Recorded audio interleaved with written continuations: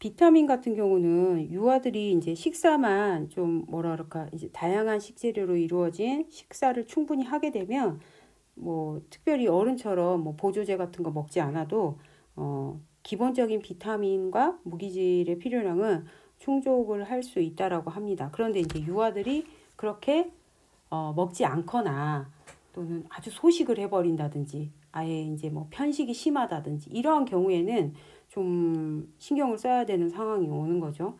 그래서 이제 그 우리가 그 지용성과 수용성으로 이렇게 좀 나누는데요. 비타민 A, 지용성 중에 비타민 A 같은 경우는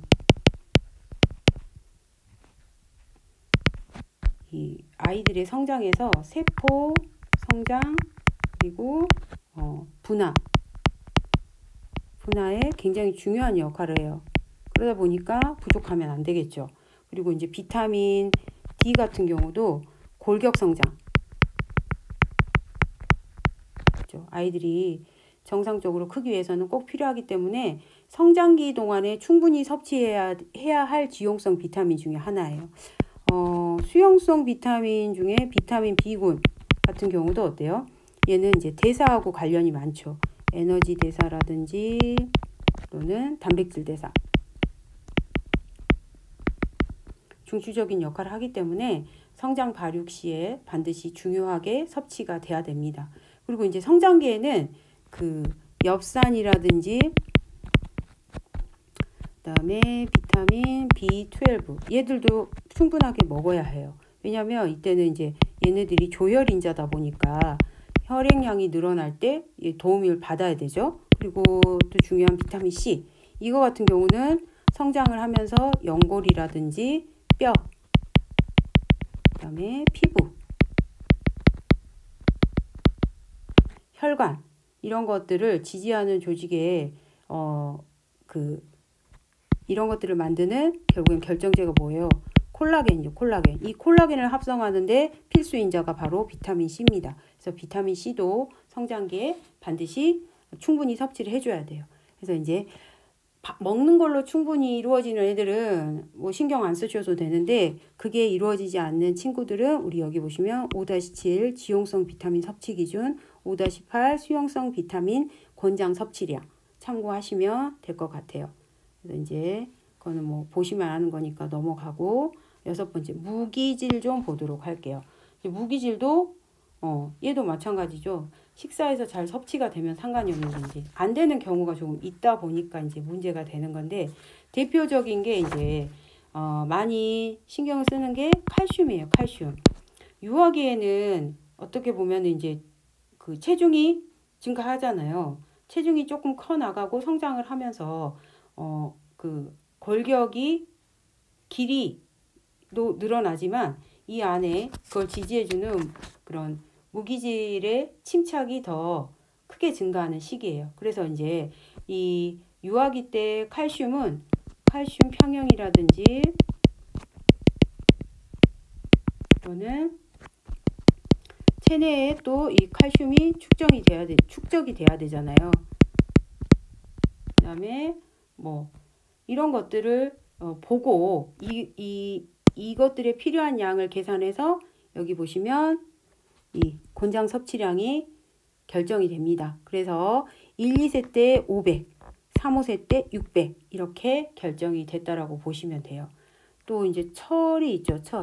철 같은 경우도 이 의외로 유아기에 철 결핍성 빈혈을 굉장히 크게 보더라고요. 그래서 특히 이제 1, 3세 유아 중에서 그 2세 유아에게서 철 결핍성 빈혈의 위험이 높게 나타난다고 해요. 그래서 이제 세계적인 공중보건 문제 중에 하나가 저는 이건지 몰랐어요, 사실은.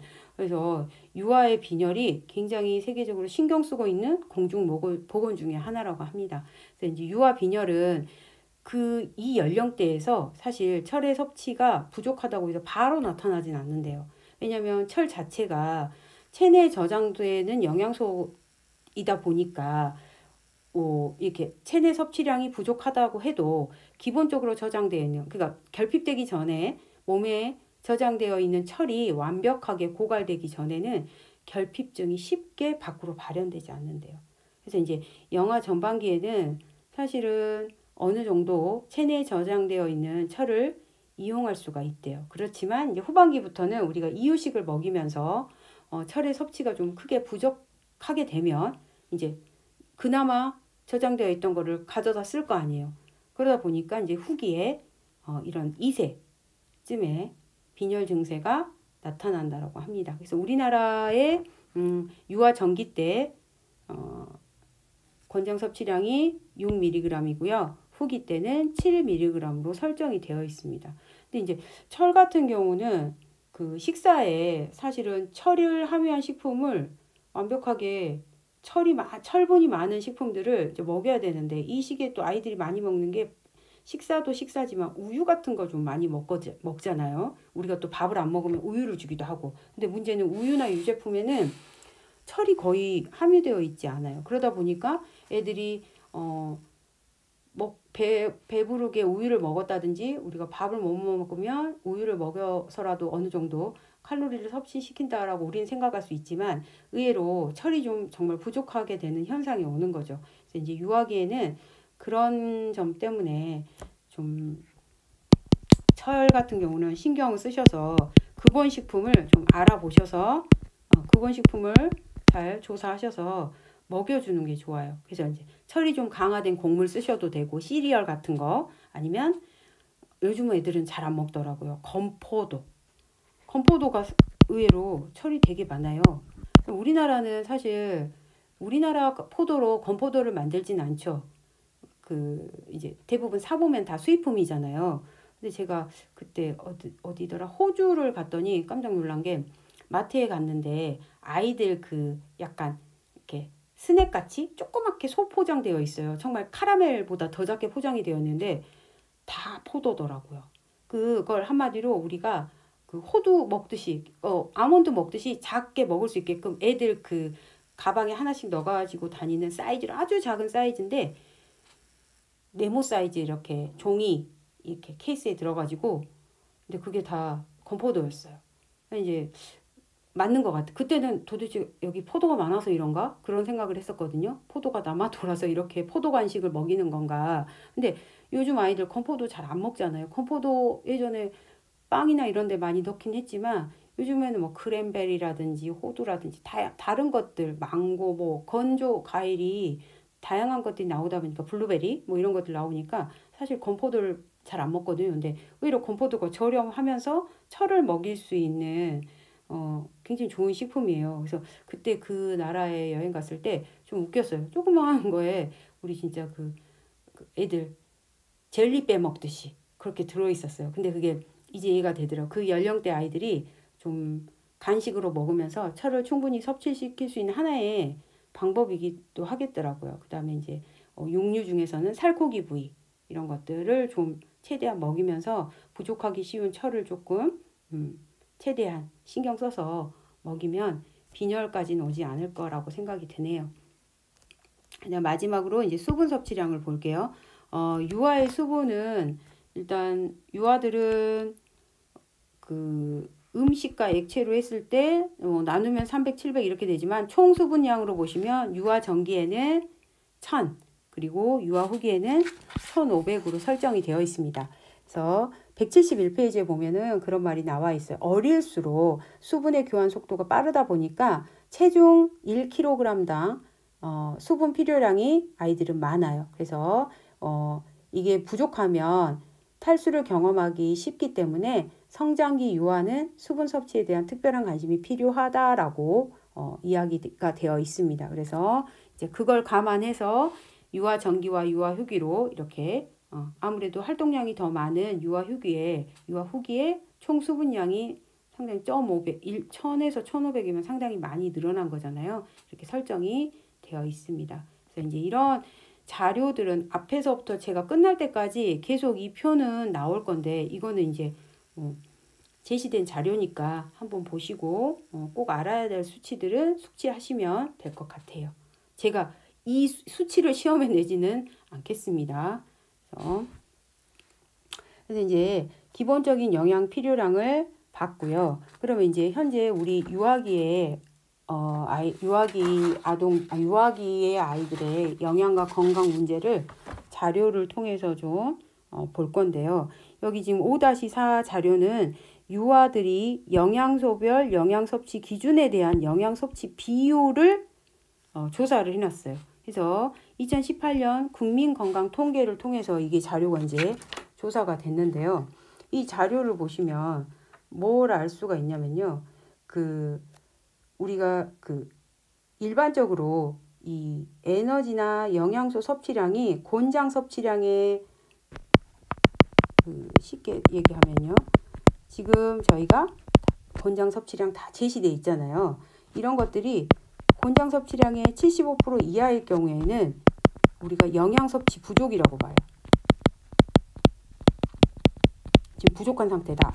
반대로 이런 추정량이 에너지 섭취량이 125% 이상일 때 이럴 때는 과잉 섭취라고 생각해요. 그래서 이제 보시면 이 말을 하는 이유가요. 이 표를 보시면서 125를 기준으로 했을 때 한 요 정도 되겠죠. 잘라 볼게요. 그리고 75가 요 정도 되겠죠. 보시면 단백질 같은 경우는 굉장히 과잉 섭취하고 있고요. 뭐 티아민, 리보플라민 이런 것도 그렇고 오히려 이제 뭐 과잉 섭취하는 것은 좀 줄이면 될 수 있는데 부족하게 먹는 것들을 좀 늘 올리기가 쉽지 않더라고요. 그래서 이제 이 커트라인에 좀 걸리는 거 보시면 3호세를 보시면 칼슘, 그다음에 칼륨, 다른 것들은 뭐 그래도 75% 이상이니까 칼슘 같은 경우가 이제 아슬아슬하죠. 얘네들은 지금 특히 이 칼슘 같은 경우는 유아기뿐만이 아니라 모든 연령층에서 공통된 영양 문제예요. 부족하다고 우리나라에서. 그래서 칼슘 섭취 더 늘려야 돼요. 늘려야 되고 칼륨도 마찬가지예요. 칼륨도 왜 늘려야 하냐면 여러분 아시다시피 우리나라의 식생활이 나트륨이 상당히 높잖아요. 그러면 이제 짜게 먹는 사람들의 어느 정도 몸속에서 산염기 평형을 맞춰주려면 칼륨이 들어있는 식품들을 보조적으로 같이 먹어줘야 돼요. 그래서 저희가 바나나나 사과 같은 거 권하잖아요. 근데 우리나라가 이 3-5세 유아들이 칼륨 섭취량이 정말 부족해요. 부족하다 보니까 그런 균형식을 먹을 수 있도록 이 표를 통해서 우리나라의 유아기의 아이들이 무엇이 과잉되어 있고 무엇이 부족한지를 좀 보시고 식생활을 구성을 해야 되는 게 맞습니다. 그래서 이제 그중에 칼슘은 성인들도 문제라는 거. 그래서 이 표를 보면서 지금 현재 대한민국의 유아기의 아이들이 영양소를 어떻게 섭취하고 있는지를 한눈에 볼 수가 있는 거죠. 그래서 이제 이런 것들 통해서 이제 영양과 건강 문제들이 조금씩 대두가 됐는데요. 여기에 이제 소화 비만부터 시작해서 성장장애, 식욕부진, 편식, 아토피, 그다음에 천식도 있고 빈혈도 있고 감기, 설사, 뭐 충치까지 12가지의 건강 문제가 나와 있더라고요. 그래서 이제 중요한 거 좀 보고 뒷부분에 좀 여러분들이 읽어보시면 아는 것들은 제가 몇 가지는 빼려고 합니다. 그래서 이제 가장 문제가 되는 게 그죠? 소화 비만입니다. 소화 비만. 뭐 어른도 비만이 문제인데 소화기 때 비만은 정말 큰 문제를 가지고 오는 거죠. 왜냐하면 이유가 뭐예요? 소화 비만은 성인 비만으로 이행될 가능성이 높기 때문에. 그리고 소화 비만의 발병 연령이 높을수록 성인 비만도 지속되기 쉽다라고 나와 있습니다. 이제 그래서 비만이 정말 문제인 거죠. 그래서 이제 어떻게 보면 적게 먹고 편식으로 인해서 결핍되는 것도 문제지만 과식으로 인해서 너무 영양이 과잉되다 보니까 비만이 되는 것도 문제인 거예요. 그래서 이제 유아는 뭐 이렇게 양분이 된 것 같아요. 비만 아니면 아예 성장 장애 이런 식으로. 그래서 이제 상반되긴 하죠. 너무 안 먹어서 안 크는 것과 너무 많이 먹어서 살이 찌는 것. 하지만 이제 둘 다 해결책은 하나인 거예요. 균형 잡힌 식생활을 최대한 공급을 하게 되면 개선할 수 있는 여지가 있는 거죠. 그래서 이제 우리나라 2012년도 국민건강 통계에 의하면 여기 이쪽으로 좀 갈게요. 그 표 교재 174페이지에 보시면 이 표가 있어요. 그림 5-에 보시면 소아 2세에서 5세의 가체중 및 비만 유병률을 계산을 했더니 우리나라 아이들의 이 통계 이제 옛날 거네요. 2012년 좀 굉장히 오래됐죠. 근데 이제 이 시기에 조사를 했더니 이 과체중 또는 비만의 유병률이 토탈 합쳐서 12.6%나 됐다라는 거예요. 이게 작은 수치는 사실 아니죠. 그래서 이 우리가 이제 그 뭐 그냥 아프진 않지만 어떻게 보면 그냥 뚱뚱하다라는 것을 단순한 비만으로 우리가 이제 해서 큰 문제가 아니라고 생각할 수 있지만 이게 이제 지속이 됐을 경우에 소화기라도 할지라도 고혈압이나 이상지질 혈증, 지방간, 동맥경화, 관절염, 당뇨병 뭐 이런 것들의 만성 질환이 남들보다 더 빠르게 발병할 수 있고 또 이제 너무 비만으로 가다 보면 관절 같은 경우도 무리를 줄 수가 있는 거죠. 그래서 한참 한 5, 6년 전에 소아비만이 막 이슈가 되면서 소아과에 비만 클리닉 같은 거 굉장히 잘 되었던 적이 있었어요. 막 뉴스에도 계속 나오고. 근데 이제 실제로 비만한 아동을 그 양육하시는 분들 보면은 이미 이제 이렇게 그렇게 비만이 형성된 아이들을 칼로리 낮추고 이렇게 먹는 걸 줄여가면서 살 빼는 게 사실 쉽지가 않아요. 왜냐면 이제 이 표에서도 5-11 이 표에서도 보시겠지만 일단 기본적으로 그 유아기 때는 지방세포의 크기가 커집니다. 커지기도 하고 세포의 수도 증가를 해요. 그러다 보니까 이 시기에 비만이 사실 문제가 크죠. 성인 비만의 경우에는 지방세포만 커지는 그런 세포 비대형 비만이 대부분이거든요. 그래서 이제 그럴 경우에 우리는 에너지를 좀 줄이며 칼로리 2000칼로리에서 1200으로 굉장히 막 제한을 하게 되면 적게 먹으면 체중 줄어듭니다. 그런데 문제는 이런 유아 비만아 같은 경우에는 여기 보시는 것처럼 여기 지방세포도 어때요? 정상화와 비교했을 때 훨씬 커요. 이쪽이 훨씬 크죠. 그리고 어때요? 세포 수도 커요. 그러다 보니까 유아 비만은 세포 크기도 증가하고 세포의 수도 증가하는 이때는 저희가 세포 증식형 비만이라고 말할 수가 있어요. 그리고 이제 비만 성인이야 아까 제가 뭐라 그랬죠? 세포 비대형 비만. 그래서 근데 이제 여기 딱 보시면 비만화가 훨씬 더 문제 보죠. 수치상으로 봐도.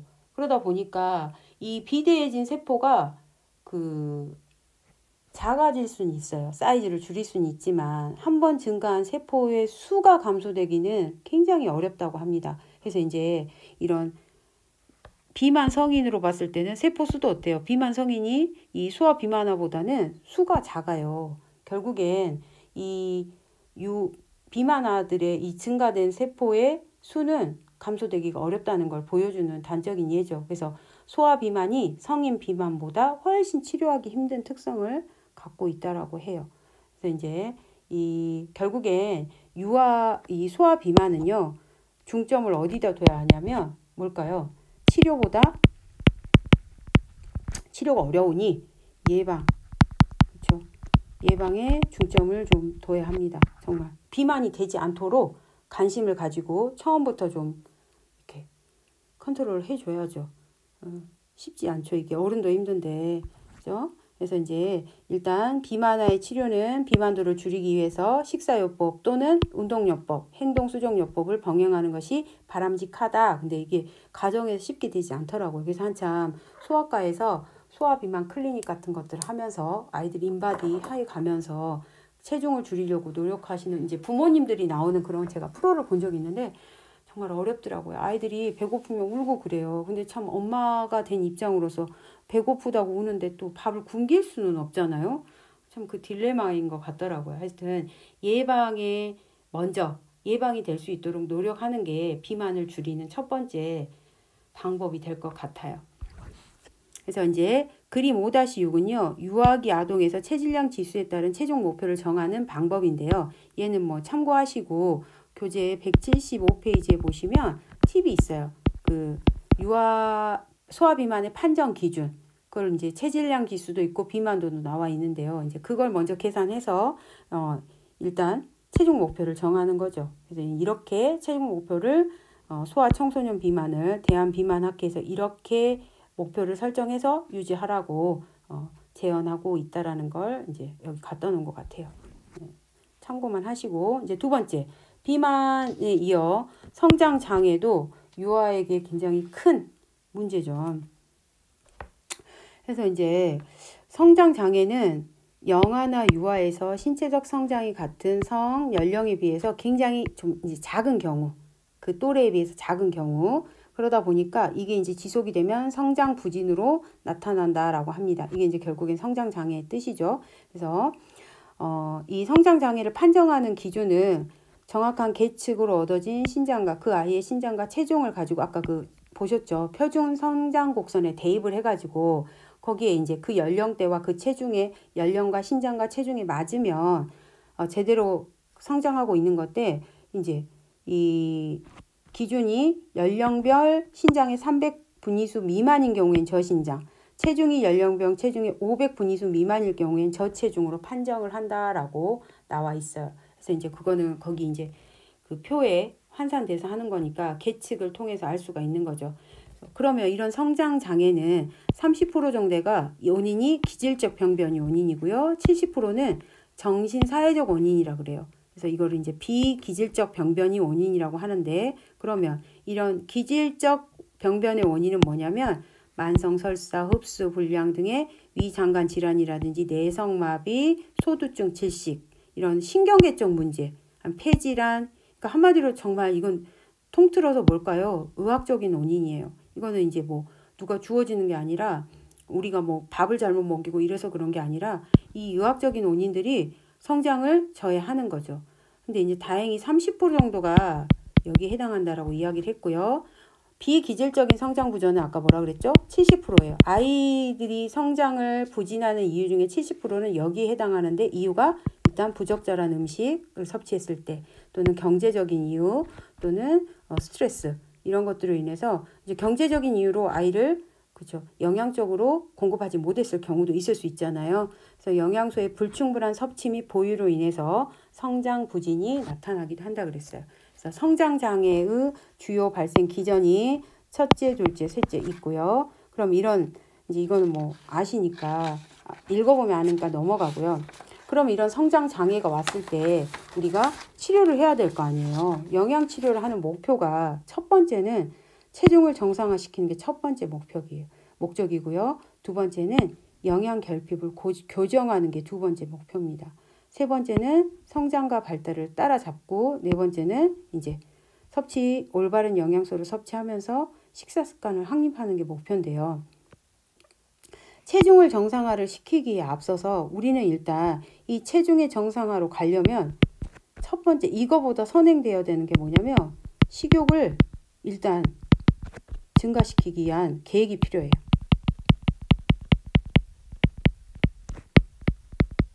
그죠? 이게 바로 이꼴 체중 정상화잖아요. 뭔가를 먹으려고 하는 욕구가 있어야지 아이가 많이 먹으면서 체중이 올라오는 거예요. 그러면 이제 두 번째 영양 결핍을 교정하는 거잖아요. 이제 사실은 이 유아기 때 뭐 신체적, 아까도 앞에서 제가 개론적인 이야기를 했지만 신체적, 정서적, 그 다음에 또 뭐예요? 행동적, 그 다음에 인지적, 이런 발달이 굉장히 중요하게 일어나는 시기다 보니까 결핍이 돼버리면은 신체적, 정신적, 행동적, 인지적 발달에 악영향을 미치게 됩니다. 그래서 반드시 영양 결핍을 바로 잡아야만이 이 부분들이 같이 동반 발달을 하게 되는 거예요. 그래서 이제 동반 발달을 하게 되면 성장과 발달이 어때요? 자연스럽게 올라서겠죠. 그러면 이제 올바른 식습관까지도 확립을 시킬 수가 있어요. 이게 바로 이제 성장 장애를 가진 유아들의 영양 치료의 목표입니다. 목표면 목적이고 이제 원하는 결과죠, 우리가. 그래서 안 먹고 장애가 있는 아이들을 정상 수치로 만든다는 게 정말 쉽진 않죠. 하지만 최대한 일단은 식욕을 증가시키면서 먹게끔 만드는 게 중요합니다. 성장장애와 이제 식욕부진은 약간 비슷하면서도 다른 말일 수도 있는데요. 이 성장 속도가 조금씩 느리게 가다 보니까 이제 식욕이 좀 감소해요. 적게 먹죠. 애들이 많이 안 먹으려고 해요.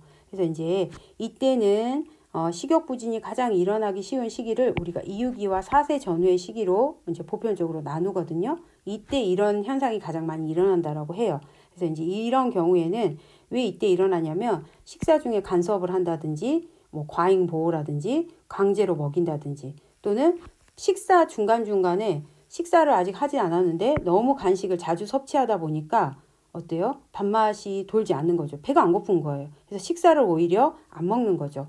또 너무 운동을 하지 않을 경우 욕구불만, 또 식단이 단조로울 때 이거는 정말 좀 신경을 쓰셔야 되죠. 단조로운 건 뭐예요? 뭐 국에 말아서 먹여버린다든지 아니면 애가 좀 먹기 싫어하니까 누룽지만 먹인다든지, 그죠? 반찬 별로 없이 말아서 그냥 후루룩 이런 거 정말 안 좋은 거예요. 또 질환 등이 원인이 되어서 식욕 부진을 이끌어낼 수 있다라고 합니다. 그래서 교재에 보면 일단은 이제 다양한 식재료나 조리법을 활용을 하라고 하고 있고, 또 아이들은 색깔이나 그다음에 음식의 모양, 이런 냄새 이런 거에도 또 이제 민감하니까 이럴 때 이런 부분들을 다양하게 해주시고, 또 조리법 항상 뭐 구워만 줬다면 찌어서 주기, 생선 같은 경우도 항상 구워 주시기도 하잖아요. 흰살 생선 같은 경우는 또 쪄서 줄 수도 있고, 또 계란 옷을 입혀서 전을 붙여줄 수도 있고, 이런 식으로 조리법을 좀 달리 하시는 것도 있고, 고기도 어때요? 볶아주는 것과 구워주는 것과 쪄주는 것, 수육 이런 거 다 다르니까. 또 이제 가장 어머님들이 많이 쓰시는 게 담는 그릇 같은 거, 되게 캐릭터, 애들이 좋아하는 그런 캐릭터, 뭐 식판형, 막 그 미키 마우스 모양의 그 기 모양의 반찬 놓아주는 그런 식기들, 이런 식기 등의 변화를 주면서 그 아이들이 이제 먹고자 하는 그 호기심을 유발하는 거, 이런 것들이 노력이죠, 노력. 아이들이 안 먹고 싶어 하는 걸 먹고 싶게끔 만들어주는 노력이 좀 필요해요, 식욕부진은. 그래서 이제 또 또래 친구들과 식사를 하게 되면 조금 경쟁심이 유발이 되더라고요. 그래서 친구가 잘 먹으면 나도 잘 먹고 싶어 해서 그런 걸 선생님이나 부모님께 인정받고 싶어 하는 게 있기 때문에, 그런 것도 가끔이 이제 그런 환경적인 변화도 식욕부진에 조금 도움이 되기 때문에 자주는 아니더라도 종종 그런 환경을 만들어 주시는 것도 좋을 것 같아요. 그 다음에 이제 네 번째, 편식인데요. 편식은 뭐 자기가 좋아하는 것만 먹고 싫어하는 거 안 먹는 게 편식이죠. 부모님들이 제일 유아기 때 가장 힘든 그 영양 문제가 편식이 아닌가 싶어요. 정말 솔직히 말해서. 그래서 항상 노력하고 있지만 힘든 문제가 이 편식입니다. 그래서 이제 아이들이 뭐 일단은 이런 식품들을 기호성을 강하게 이제 표출하면서 영양소 섭취의 균형이 깨져버리면 문제죠. 근데 이제 영양소 섭취 균형이 그닥 깨지지 않고 아이가 크고 건강에 문제가 크게 되지 않는다면 뭐 심각하게 문제를 삼지 않아도 되긴 해요. 뭐 이렇게 먹어서 애가 안 커버린다든 이러면 이제 문제긴 한데, 문제는 우리가 기본적으로 우리가 먹을 수 있는 식품을 한 그 식품학회에서 600종 정도로 보거든요. 근데 이제 600종 정도니까 뭐 비타민 A를 먹기 위해서 꼭 얘를 먹어야 되는 건 아니잖아요. 비타민 A가 들어있는 다양한 다른 식품들도 있기 때문에 유사한 식품들을 섭취를 한다면 아이가 꼭 그 음식을 먹지 않더라도 그 영양소가 들어있는 대체 식품으로서 섭취를 하게 되면 일단은 뭐 성장하는데 문제는 되지는 않습니다. 그런데 이제 문제는 이게 이제 너무 획일적으로 이제 너무 방치하다 보면은 또 이제 그게 문제가 되는 거죠. 그래서 그런 것들을 이제 미연에 방지하려고 편식 예방, 편식 교정 이런 거에 이제 계속적으로 노력을 하고 있다라고 보실 수가 있죠.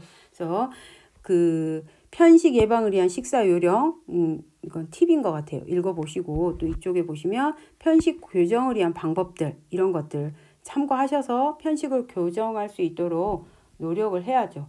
그래서 이제 이 식품을 우리가 교차해서 주면서 영양소를 그 영양소가 들어있는 대체 식품을 먹이는 것까지는 이제 그쵸 받아들일 수가 있는데 이제 어떤 경우는 정말 신경을 써야 되냐면 뭐 너무 단 것만 좋아한다든지 아니면 얘가 너무 짜게 먹는다든지 또 항상 튀긴 음식 기름진 음식만 먹는다든지 이런 경우에는 반드시 제재가 필요하죠. 그건 이제 문제가 있기 때문에 그런 한 가지에 이렇게 집착하는 경우 특히 이제 짜게 먹고 달게 먹고 이런 거는 식약처에서 계속 지금 요구하는 게 저당과 저염이다 보니까 그 부분도 사실은 편식이죠. 달게 먹고자 하는 거, 짜게 먹고자 하는 거 이런 부분도 이제 식습관을 바꾸면서 아이가 너무 달고 너무 짜게 먹는 것은 좋지 않다는 걸 인식을 시키면서 순화될 수 있도록 식습관을 잡아주시는 게 맞습니다. 그래서 이제 그 편식에 대한 부분은 또 책에 나머지 제가 설명하지 않은 부분들은 한번 읽어보시면 좋을 것 같아요.